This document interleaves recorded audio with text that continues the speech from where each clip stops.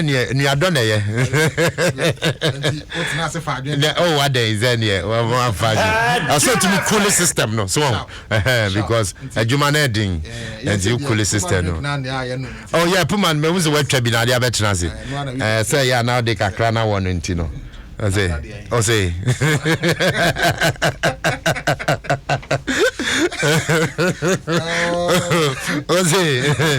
Puma drink there, we had the kakra one ekoyi. I keep you man. Oh, there, yeah.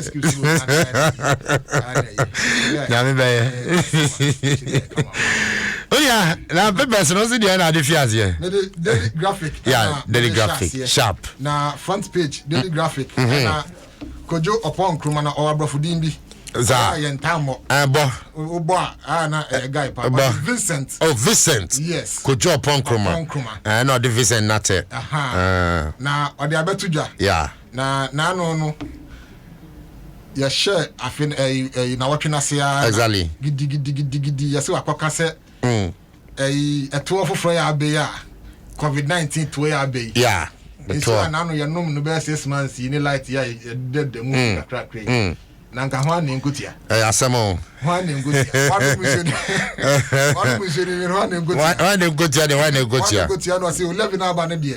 E nkutia nsuo na wa nom no dada no na Ghana for say hwe. Ahene ha. Mo si anu mi nsuo no free mo de campaign ni ade na wie na. Ya nu mi nsuo ni wie ya mo say I don't say David in general press conference or say Antisa. That is saying crying. And you know the kind. On the kind idea, bro, for no kind, on even sense and the casa idea. And you have a country actually. Or kind of ruffle and this front page of the Daily Graphic. Or just say one castle levy, ya the betia light bill on the water bill now, you're funny free. One can say, oh, okay.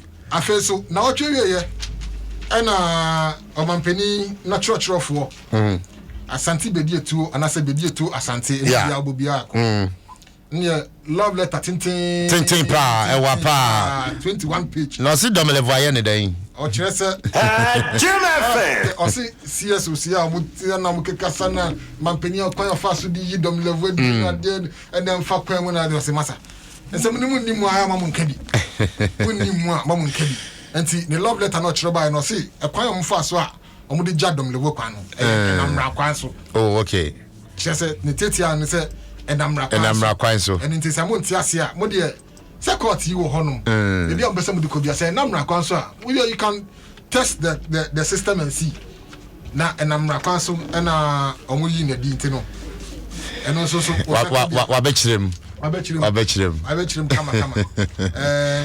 Ghanaian Times, so the same thing that Dom Levo was retired lawfully.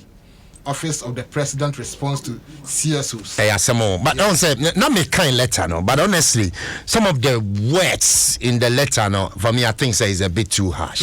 It's a bit too harsh. I was there. Makenkai, this Dom Levo issue by any letter Asante Bedie to be released be and the choice of words you know is too harsh. You understand? It's too harsh. We are executive secretary to the president. Don't communicate like that. May adopt a certain posture because we posture now we adopt you read the meaning to the president. Because what true on behalf of the president, it means president not gain and I will communicate. It doesn't mean president where's our person with the Benyana. You were seeing two attacking. Of course, I'm a bit surprised. Oh, executive secretary. Yeah.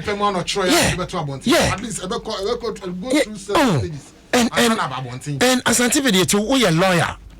You understand? And what communicated to the nation? That is not the posture of the president. And there are things that was so bit tuneful because we adopting a certain posture. Emwa.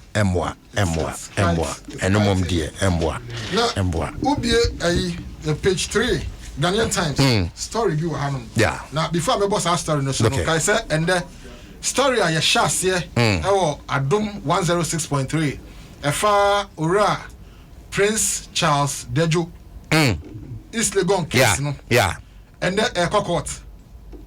Wow. Echo Court. On the yiri we from Lillian Dejo case nende Ebesanko Court. Na yedi eni ebedi achiri. Ye reporters e wo honum dada. bibi e be si wo court obia no omo de beba autopsy so are ready and also emu filani na ye wo hanom okay antino brepemu no ye de beba exactly now before eno no beba no man arrested for pushing girlfriend out of speeding car or pushing girlfriend abra car ne ko speed ebufo be ya na girl ne share no antino a 57-year-old man Rayborn Evans Anyandi you say allegedly pushed his wife or his girlfriend girlfriend out of a speeding car to avoid paying her back a debt he owed. Not just or the girl ne car ti o mo twi car na the girl ne boss so Charlie na no se ma min kun preko na ko na the car because speed no si and yeah no so o kwam but the picture the hanin sabu fine woman Elizabeth Ahilaza where did lady them kwa sika kakra wo fine lady fine lady na scan my interest scan 2000 Ghana cedi 2000 Ghana until we pian lady say onko we just say how we seen from cry how can so dreamrika ana we seen from ana afa so story back so the hanum police investigate killing of man at hotel in Accra police for one crime ehwehwemu you say abrante bia osusu so obi na ekunu ewo car price ewo Kwame Nkrumah sek haya na police for gusu hwehwem kwan ya fa so papa no ohwe ne kwan ya ewo hotel na police for kire say o ma fa suspect bia o mototo o manum nsem na mrepemu no so o mo de ho amanebo ebetudwa na 3 burnt 2 injured in road crash and so na what we hear asemo car accident sia nipa miensa ehye emenu mienu eso prior no so and so the Ghanaian Times e dia ba Democrats dia ba onye dia onsa betimi akabia no to wakan kai afa so nipa miensa se okowia da dian amagowia dan COVID-19 vaccine ya be ya ye wo ni free omo kowia bia no omakowia de kwan na say business so omokoton say e ba ye no ya hwehwe omo a wo so omo wo this so okay ebia na obia wo say we big man say you know so okay enti wo super say we movement bi ni ade wo so tu kwan ni ade anti wa kowia de be wo me od be wo no tia ne amanfo so ba just me read this story ni bi obabi oman bi so na bi so si ya na COVID-19 vaccine dey u ko wi ada ye nti me na gana say na bi so bi ekrom hanom so wa ko wia vaccine no de ko wo wia ko dis wia ho panin na rade I mean rade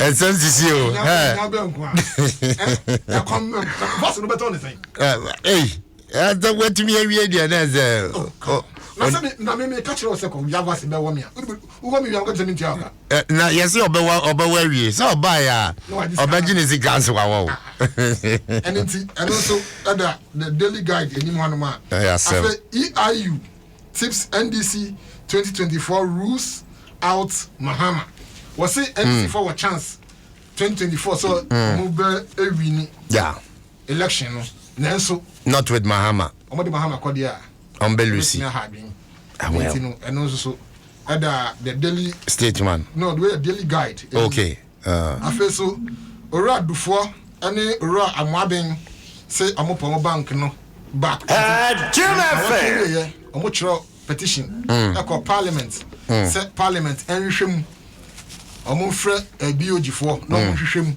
e kwan e fa so a omo gi omo license ni bi firi mu nsɛm no so parliament enhwehwem na de wechiri bia no so omo fa emra yes story this wa hanom agenda to destroy Bawumia exposed wow as a ngofo agenda kese pa yes krata ne se omo hwehwem omo sa kan che se NDC fo bi any MPP fo bi a omo no enioma enkoyie mu omo akomo ti apam ho a ambesa omo ye kululu bia na omugu ora Bawumia ehun fi kakra se na be ya e bia ono so ni agenda wo se bi obetumi abedi o ma no so patch no omo betumi se no enti eno so krataa no so di aba mate why expose you go vi me da say yan sorry so ha because boys aba yan sorry so